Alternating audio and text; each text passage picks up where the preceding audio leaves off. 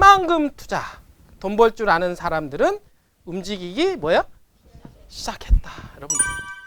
여러분들 있잖아요. 돈 냄새 맡는 사람들이 기가 막혀요. 여러분들.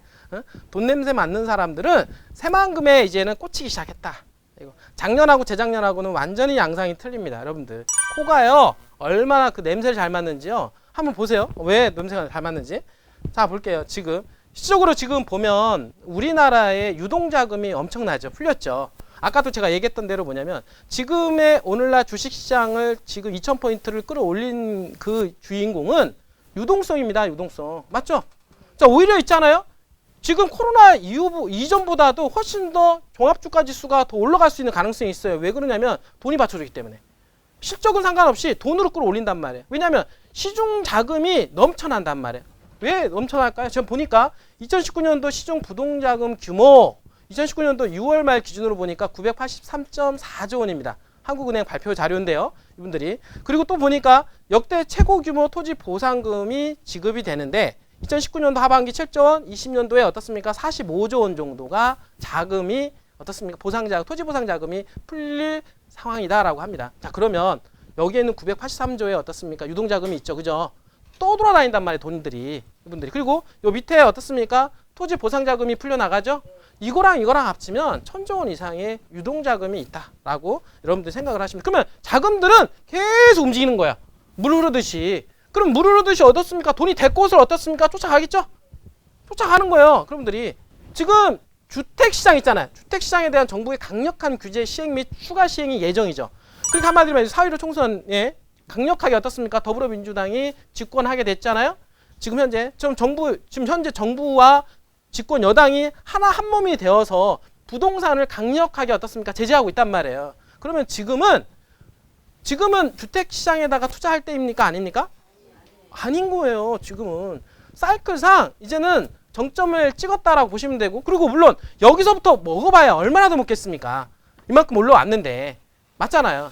지금부터 투자한들 얼마나 더 먹겠냐 말이에요. 지금은 정부의 강력한 규제 정책과 이번에 4.15 부동산 현재 민주당의 여권의 압승으로 인해서 부동산에 대한 규제는 더욱더 강해질 것으로 예상이 된다.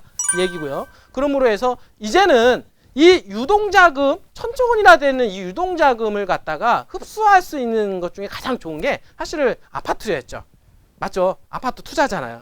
아파트 투자인데 아파트 쪽으로 어떻습니까? 최근 들어서 거래량이 폭락을 했죠.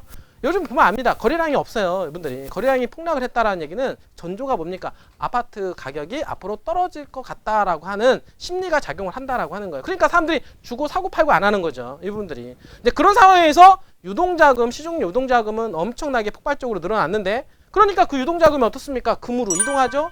어디로 갑니까? 달러로 이동하죠. 시장으로 어디 갑니까? 종합주가 지수 어떻습니까? 주식 사잖아요. 그렇죠? 그렇게 가고 또 땅 쪽으로 움직일 텐데 자 보니까 자, 금하고 달러는 있잖아요. 뭡니까? 이게 안전자산이잖아요. 자, 그러니까 우리가 코로나가 발생하고 나서 5월달 지금 현재 시점으로 해서 이 코로나가 점점 어떻습니까? 안정기에 다다르고 있단 말이에요. 그러면 지금이 어떻습니까? 금값하고 달러 값은 가장 비싼 시점이라고 생각을 하셔야 돼요. 그러면 점점 안정이 되면 어떻습니까? 시장이 좀 안정이 찾아가잖아요. 안정이 찾아가면 이제는 금값하고 달러 값은 자연스럽게 어떻게 됩니까? 떨어질 가능성이 있다라고 보시면 되고 그것 때문에 금에다가 여기다가 달러에다가 투자를 하겠습니까?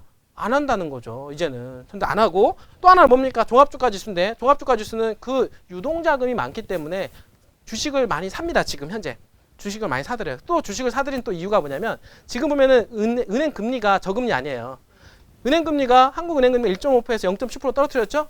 그러면 예금 금리가 얼마 정도 될까? 1% 조금 넘지 않을까요? 그렇죠? 1% 조금밖에 안 넘는데 우리가 지금 보면은 주식 있잖아요. 증권에서 상장된 회사 중에서 좀 그래도 내놓으라 하는 회사들 있죠. 좀 잘 나가는 회사들의 배당률은 시가 배당률 기준으로 해서 3%에서 5%까지 나와요. 뭔지 알겠어요? 그러면 자 3%에서 5%까지 나오는 어떻습니까? 은행에다가 1%에다가 넣어놓지 않고 어디다 놓아요? 당연히 주식을 사가지고 배당을 받겠다라는 심리가 더 생기는 거 아니겠어요? 이분들이. 그러니까 주식시장으로 이동을 했고 심지어는 그 주식시장에서 뭐예요? 여기 이 주식시장에서 1450포인트까지 떨어졌을 때는 무려 회사 수익률이 20%까지도 있었어요. 20%. 왜냐하면 주가가 떨어졌으니까 주가가 떨어진 거에 대비 배당률이 높은 거 아니에요. 그러니까 이때 주식을 긁어 모은 사람들은 나중에 시가 배당률이 20%에 육박해요. 왜냐하면 10,000원까지 떨어진 주식이 지금 30,000원까지 올라갔잖아요. 그렇죠? 그러면 이 사람들은 10,000원까지 떨어졌을 때 시가 배당률이 20% 해당이 되는데 이 사람은 계속 가지고만 있으면 이 사람 여기다 투자했고 나중에 어떻습니까? 1억 원 있으면 20% 해당이면 얼마입니까? 1년마다 2천만 원씩 배당을 받는 거예요. 이분들이. 이 주식을 계속 가지고만 있으면. 좋은 회사 있잖아요. 그래서 이때부터 금리가 떨어져서 은행 쪽에 메리트가 없고 주식 쪽에 어떻습니까? 메리트가 생기니까 배당을 많이 해주니까 가격이 떨어졌으니까 배당률이 높아지잖아요. 떨어졌으니까 주식에다 대거 투자를 하게 된 거 아닙니까? 그래서 동학개미 어쩌고 얘기해서 오늘날 어떻습니까? 지금 2,000포인트까지 올라간 거 아니에요. 맞죠? 그러나 이제부터가 어떻습니까? 오를 만큼 올랐다라는 거예요. 그 시중에 있는 그 유동성 자금으로 인해서 주가는 여기까지 올렸고 그 다음 많이 올라가 봐 2,200포인트. 근데 2,200포인트에서는 이제는 실적이 개선이 돼야만 됩니다. 근데 실적이 개선이 돼야 되는데 눈으로 지금 나오는 지표가 없어요. 여러분들이. 눈으로. 그래서 실질적으로 나오는 거는 올 하반기 정도 그때 가면은 조금씩 어떻습니까? 실적이 회복되는 모습과 함께 재차 상승할 수 있는 그런 모멘텀이 작용할 수도 있겠다라고 하는 거죠. 그러나 주가지수 2,000포인트에서 또 먹어봐야 얼마나 먹겠습니까? 이분들이. 맞죠? 그러니까 돈이 어떻습니까? 갈 데가 없는 겁니다. 그러면 어디로 갑니까? 갈 데가 없으니까 어디로 가? 결국에는 땅으로 가는 겁니다. 그래서 다른 것들은 막 왔다 갔다 하지만 땅은 한번 올라가면 이렇게 가다가 또 올라가다 이렇게 이 반복을 계속 하는 거예요. 땅은 절대 떨어지지 않는다는 얘기죠. 땅은 거래가 안 될 뿐이지 잠시 어떻습니까? 에너지를 응축하고 있다가 또다시 튕겨 올라가는 이런 습관을 계속하기 때문에 땅에서 투자하는 사람들은 절대 손해보지는 않는다라는 거야. 이 부분들은. 맞죠? 그래서 땅은 90%의 성공률을 가지고 있다라고 계속해서 얘기를 하는 겁니다. 자, 시적으로 그게 이어져서 그게 그 유동자금이 당연히 어떻습니까? 새만금으로 유입이 될 가능성이 높죠. 그렇지 않을까요? 그리고 왜 그러냐면 이번에 제가 얘기했던 대로 자 이게 보니까 부안의 도시가격 평균 가격에 대한 부분들을 그래프화로 제가 시킨 건데 자 2010년도에 어떻습니까? 가격이 한번 폭등을 했죠. 이게 뭐냐면 새만금 마스터 플랜이 완성이 되는 시점이었었어요. 왜냐하면 얘들 원래 농사를 지으려고 했었던 새만금 아니에요? 거길 갖다가 산업단지를 만들고 관광단지로 플랜을 바꿔버린 거예요. 그러면서 가격이 어떻습니까? 새만금에 대한 토지에 대한 가치가 상승이 됐죠. 옛날에 농사로만 지으면 가격이 올라가겠습니까? 그 주변에. 그런 게 아니라 거기다 산업단지도 넣고 관광단지도 만든다고 얘기하니까 당연히 기업들도 유치가 될 거고 그러면 옆에 있는 땅들이 기대심리로 인해서 가격이 올라가니까 그때 가격이 한번 폭등을 한 거 아니에요. 이분들이. 맞죠? 자, 폭등을 하고 있다가 어떤 일이 있었냐? 2017년도에 무슨 일이 있었습니까? 문재인 대통령이 당선이 됐잖아요. 실질적으로 폭등은 언제 됐습니까? 1차적으로 폭등은 여기 된 거예요. 여기. 여러분들 아셔야 돼요. 그러니까 문재인 대통령의 당선으로 새만금 개발이 어떻습니까? 확실해지기 시작한 거예요. 뭡니까? 새만금 개발청사, 새만금 개발공사 다 지금 새만금으로 가 있잖아요. 몸과 브레인이 다 들어가 있단 말이에요. 지금 현재. 그쵸? 그리고 새만금에 대해서 잼버리 대회까지 유치가 됐고 그 다음에 어떻습니까? 그 제5차 국토 종합개발 계획의 일환으로 어떻습니까? 지방 분권화 그 다음에 국토 균형 발전 차원에서 어떻습니까? 예비 타당성 면제를 한 게 공항 아닙니까? 이제 공항까지 들어가게 된 거 아니겠습니까? 그러니까 새만금에 공항 철도 그 다음에 어떻습니까? 여기서 거기까지 들어가는 어떤 기간 시설이 들어가고 새만금 개발청과 새만금 개발공사까지 합류하게 됐잖아요. 자, 그러니까 이제 확실해지게 된 거예요. 눈에 이제 보이기 시작한 단계가 온 거 아니에요. 그러면서 문재인 당선 이후로 가격이 폭등을 한번 하면서 오늘날까지 왔다라고 얘기하면서 제가 뭐라고 했습니까? 제가 4.15 총선 이전에 뭐라고 그랬냐면 4.15 총선이 확정이 되고 난 다음에 여당의 압승이 이루어졌죠? 여당의 압승을 이루어지고 나서 제가 뭐라고 여러분들 말했냐면 2차 폭등이 일어납니다 그랬어요. 이거 2차 폭등 무조건 일어납니다. 이분들이. 왜냐하면 강력한 여당과 지금 현재 전라도권을 지지하고 있는 그 여당이 압승이 됐잖아요. 이분들이. 그러면 정부 정책에 강력하게 드라이브를 거는데 거기를 지지 기반을 해주는 게 누굽니까? 집권 여당 아닙니까? 그게 하나의 세트가 돼서 완벽하게 조화가 이루어진 상태가 된 거 아니에요 이제는. 맞죠?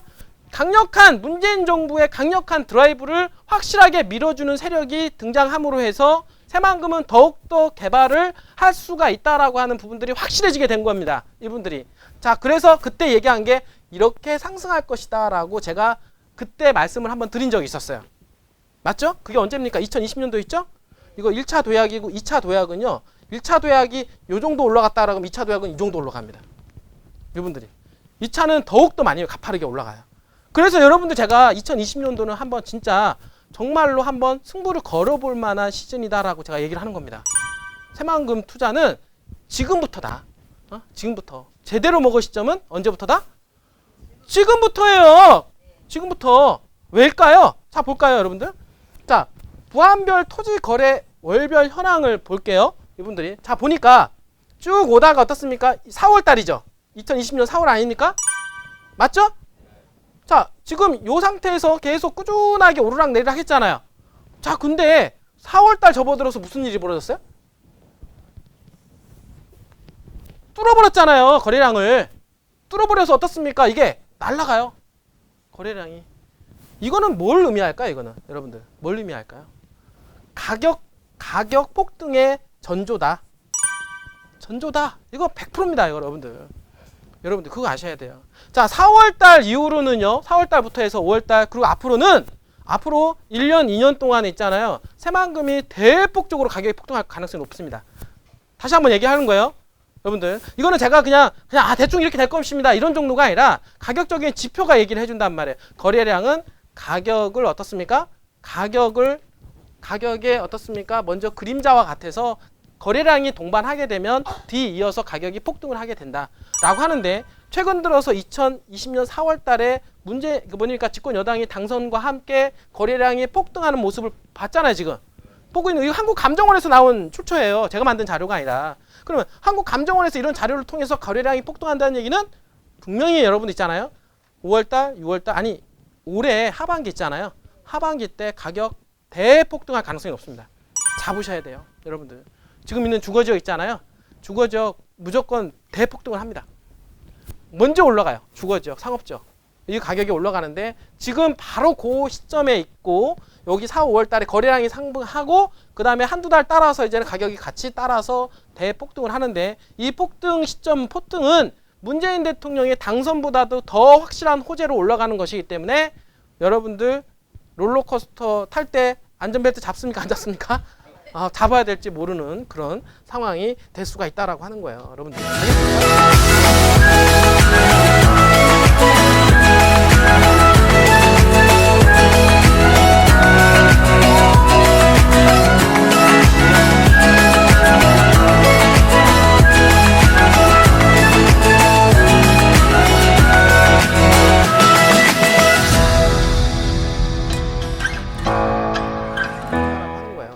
알겠습니까? 자, 지가지수를 이렇게 보게 되면 이제 가격적인 지수인데요. 자, 부안군 지가지수 연도별 현황을 본다 하더라도 있잖아요. 어떻습니까?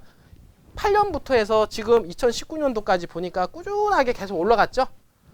주가지수 올라가는 것처럼 땅 지가지수 올라가는 거예요, 이분들이. 그래서 지가가 계속 올라가고 이거는 앞으로 더 이렇게 올라갈 가능성이 더 높다. 이 시즌이. 자, 이렇게 올라가는 과정 속에서 우리가 또 뭘 기다리냐면 2020년도 그 다음에 어떻습니까? 올 11월 달에 뭡니까? 스마트 수변도시 착공이 있잖아요. 맞죠? 자, 세계적인 관광 명소 만든다고 며칠 전에 그 신문 나왔죠? 그거 보니까 뭐 VR 뭐 체험관부터 해가지고 있잖아요. 뭐 리조트부터 들어오는데 야, 저거 들어오면 대단하겠다. 막 저기 가고 싶더라고요, 저는. 그분들이. 지금 당장이라도.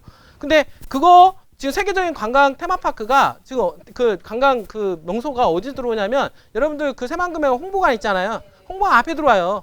거기 가서. 이제 거기에 들어오게 되는데 그게 들어오게 되면 자, 그런 게 왜 들어올까요? 생각을 해보세요.